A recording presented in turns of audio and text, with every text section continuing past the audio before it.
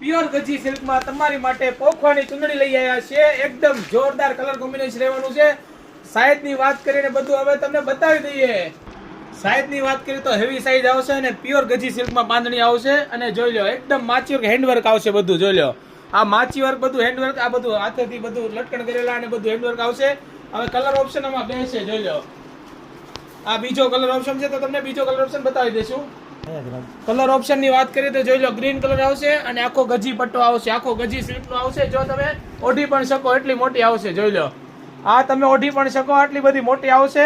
અને વર્ક જુઓ, જોઈ લો એકદમ એન્ટિક ને એકદમ જોરદાર વર્ક છે. આખું બતાવી દે આમ ઠેઠ થી આમ.